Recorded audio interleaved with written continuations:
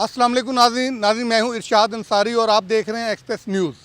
नाज़रीन आज हम बात करेंगे कि इस वक्त आईएमएफ का एक डेलीगेशन पाकिस्तान में मौजूद है और एक तो हम उस पर बात करेंगे कि वो डेलीगेशन पाकिस्तान में क्या कर रहा है। इससे पहले एक डेलीगेशन पाकिस्तान से होकर जा चुका है और तीसरा डेलीगेशन 3 मार्च को पाकिस्तान आने वाला है। ये आईएमएफ की पाकिस्तान के साथ अनमोल मोहब्बत की कहानी क्या है, ये क्या वजह है कि यके बाद दीगरे आईएमएफ के वफूद आ रहे हैं। उससे पहले वर्ल्ड बैंक का 9 रुकनी वफद जो है वो आया, जो कि 20 साल बाद पाकिस्तान आया था। और इस वक्त जो वफद मौजूद है उसकी वजारत ख़जाना के हुकाम से मुलाकात आज भी हुई है। कल KPK और सिंध के हुकाम से मुलाकात हुई। आज कुछ देर बाद पंजाब और बलूचिस्तान के हुकाम से भी मुलाकातें होनी हैं। इसकी वजह क्या है कि हम आईएमएफ को कोसते भी हैं, हर अपने मसाइल की बुनियादी वजह भी आईएमएफ को करार देते हैं, फिर हमारा आईएमएफ के बगैर गुजारा भी नहीं होता। हमारे वज़ीर-ए-आज़म दुबई जाते हैं तो MD आईएमएफ से मुलाकातें करते हैं, अमेरिका जाते हैं, इसी तरह वर्ल्ड बैंक आईएमएफ की सालाना मीटिंग्स होती हैं, उसमें साइडलाइन मीटिंग्स आईएमएफ के साथ होती हैं। तो क्या कौन सी ऐसी हमारी मजबूरी है कि हम आईएमएफ के बगैर नहीं रह पाते। और दूसरा ये कि जब भी आईएमएफ का जिक्र आता है तो आवाम के रोंगटे खड़े हो जाते हैं कि शायद अब आवाम के लिए कोई नई मुसीबत आने वाली है, आवाम के लिए कोई मज़ीद ऐसे इक़दामात उठाए जाएंगे जिससे आवाम की ज़िंदगी जो है वो अजीरन होगी। तो इस पर सबसे पहले हम बात करेंगे कि जो आईएमएफ के डेलीगेशन आ रहे हैं इसकी क्या वजूहात हैं। जो पहला डेलीगेशन आया वो गवर्नेंस के हवाले से आया था। इसमें कोई शक नहीं है कि आईएमएफ के प्रोग्राम के तहत जो हम फ़ैसले लेते हैं तो उससे आवाम की मुश्किलात बढ़ती हैं, लेकिन ये भी एक ज़मीनी हकीकत है कि आईएमएफ जो हमें कहता है करने के लिए वो हमारे अपने मफाद में होता है, वो हमें खुद कर लेना चाहिए। जब हम नहीं करते और अब फिर हम पैसे मांगने के लिए जब आईएमएफ और इस तरह के दूसरे डोनर्स के पास जाते हैं तो फिर वो अपनी फाइनेंसिंग को सिक्योर करने के लिए हमें वो इक़दामात उठाने के लिए कहते हैं या मजबूर करते हैं कि जिनसे आपका रेवेन्यू बढ़ता है, ताकि वो इस चीज़ को श्योर कर सकें कि जो फाइनेंसिंग वो पाकिस्तान को दे रहे हैं कि वो वापस रिटर्न हो जाएगी। बिल्कुल उसी तरह जिस तरह आप अपने मुल्क के अंदर अपने ही बैंक से किसी से लोन लेने जाते हैं या गाड़ी लीज़ पे लेने जाते हैं तो बैंक अपनी फाइनेंसिंग को, अपनी लीजिंग को सिक्योर करता है। तो जो पहला डेलीगेशन आया था वो आया था गवर्नेंस के हवाले से कि गवर्नेंस के को बेहतर बनाने के लिए जो हमने इंटरनेशनल कम्यूनिटी के साथ जो कमिटमेंट्स दी हुई हैं उस पर हम कितना फुलफिल हुए हैं। अभी जो इस वक्त डेलीगेशन मौजूद है वो तकनीकी वफद है और वो क्लाइमेट फाइनेंसिंग के लिए आया हुआ है और ये $1 अरब से $1.5 अरब की फ़ाइनेंसिंग है जिसके लिए ये बातचीत जारी है। और तीसरा जो डेलीगेशन आना है वो जो हम पहले से $7 अरब का प्रोग्राम ले चुके हैं, एक्सटेंडेड फंड फैसिलिटी प्रोग्राम, उसकी $1 अरब की किस्त लेनी है, उसके लिए पाकिस्तान आ रहा है। जो अभी वफद मौजूद है ये वफद पाकिस्तान को जो क्लाइमेट के असरात हैं, मौसमियाती तब्दीली के असरात हैं, उससे बचाने के लिए या उसके जो नुकसानात हैं उसको कम करने के लिए इक़दामात उठाने पे हमें मुख्तलिफ़ तजावीज़ दे रहा है। और उसमें जो सबसे अहम बात जो ज़ेर बहस आई है, जो आवाम के मफाद में भी है लेकिन आवाम के लिए उसमें हुकूमत को भी कुछ करना पड़ेगा, वो ये है कि जो कार्बन डाइऑक्साइड खारिज होती है, जो फ़ज़ा में आलूदगी होती है और मौसमियाती तब्दीलियों से सेहत के जो नुकसानात होते हैं और इसी तरह वैसे जो माहौलियाती जो मामलात जो है वो पेचीदा होते हैं, तो उनके हवाले से उनका ये कहना है कि जो पोल्यूशन है उसको कम करने के लिए जो नई पॉलिसी है, ख़ासकर गाड़ियों के हवाले से, क्योंकि जो कार्बन डाइऑक्साइड खारिज होता है उसमें कोई 10% जो है वो ट्रांसपोर्ट का जो है उसमें कंट्रीब्यूशन है।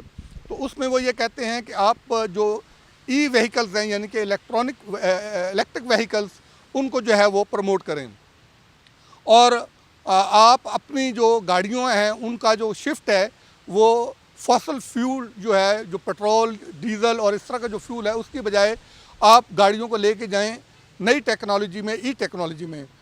अगरचे ये बहुत अच्छी पॉलिसी और बहुत अच्छा इक़दाम है और इसके लिए वज़ारत सनअत व पैदावार नई जो है वो एक पॉलिसी भी इंट्रोड्यूस कर रही है कि उसके तहत 2030 तक जो है वो टारगेट्स रखे जा रहे हैं कि गाड़ियों को किसी तरीके से 30% गाड़ियाँ जो हैं वो गाड़ियों पे जो है वो शिफ्ट हो जाएं इलेक्ट्रिक गाड़ियों पे। लेकिन इसकी कॉस्ट जो है वो बहुत बेयर करनी पड़ेगी। 2030 तक इसके लिए 155 अरब रुपया चाहिए।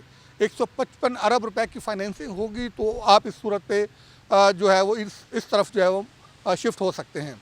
और इसी तरह गाड़ियों की कीमतों को भी जो है वो रैशनल करना होगा कि इस वक्त जो दूसरी गाड़ियां हैं वो इलेक्ट्रिक गाड़ियों की निस्बत 100% जो है वो महंगी हैं। अगर जो इलेक्ट्रिक गाड़ी 1 लाख रुपए की है तो दूसरी गाड़ी कम से कम 2 लाख रुपए की पड़ती है। इसी तरह जो इलेक्ट्रिक रिक्शे आए हैं या इलेक्ट्रिक मोटरसाइकिल आए हैं बैटरियों पे चलने वाले, वो भी जो है वो 100 से 200% महंगे हैं। और जो गाड़ियां हैं ये भी इसी तरह महंगी हैं। और इसी तरह जो 3 व्हीलर्स हैं वो भी इनसे महंगे हैं।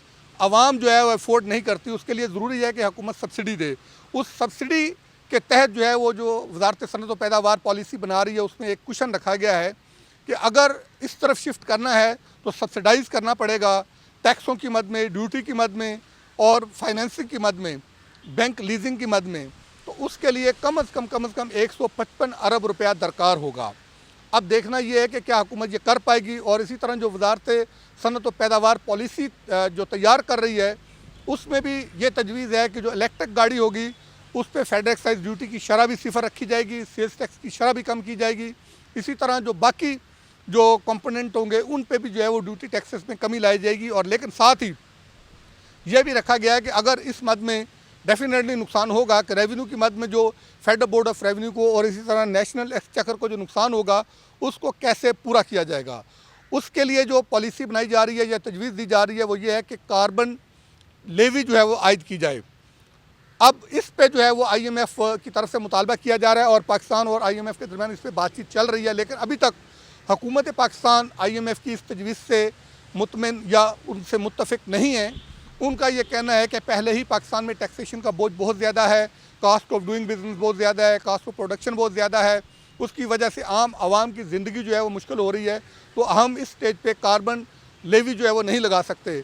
ये कार्बन लेवी जो डीज़ल और पेट्रोल गाड़ियाँ इस्तेमाल करने वाले लोग हैं उन पे ये लगेगी और उनसे जो है वो ये लेवी की मद में रेवेन्यू कलेक्ट करके तो वो शॉर्टफॉल या वो कमी जो है वो पूरी की जाएगी कि जो इलेक्ट्रिक व्हीकल्स को ड्यूटी और टैक्सों में सहूलियात दे के या रियायत दे के या एग्जम्पशन दे के जो उसमें नुकसान होगा वो ये पूरा किया जाएगा। अब हुकूमत इसमें किस हद तक कामयाब हो पाती है ये तो आने वाला वक्त बताएगा। लेकिन ये इसमें कोई दो राय नहीं है कि यह वक्त की ज़रूरत है। जदीद टेक्नोलॉजी के साथ हमने अपने आप को मुंसलिक करना होगा अगर हमने दुनिया के साथ आगे बढ़ना है। वरना दुनिया किसी का इंतज़ार नहीं करती और दुनिया में आए रोज़ जो है वो जिद्दत हो रही है और हम बहुत पीछे हैं। अगर हमने भी दुनिया के साथ चलना है और अपने आप को आगे बढ़ाना है तो हमें नई टेक्नोलॉजी पे शिफ्ट होना पड़ेगा और ख़ुद भी ये सिर्फ हमें इम्पोर्टेड टेक्नोलॉजी पे इन्हिसार नहीं करना पड़ेगा, अपना रिसर्च एंड डेवलपमेंट का बजट जो है वो बढ़ाना पड़ेगा, उस पर फोकस बढ़ाना पड़ेगा।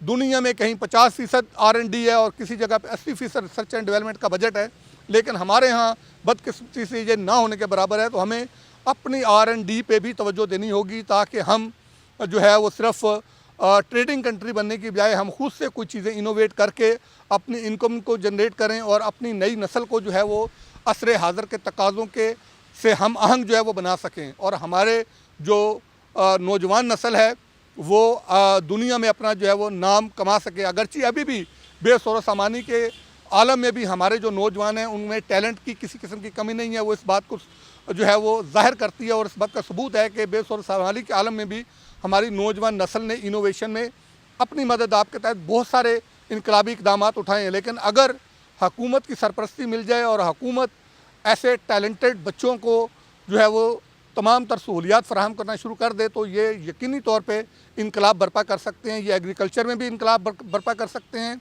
ये इंडस्ट्री में भी इनकलाब बर्पा कर सकते हैं और IT सेक्टर में भी इनकलाब बर्पा कर सकते हैं।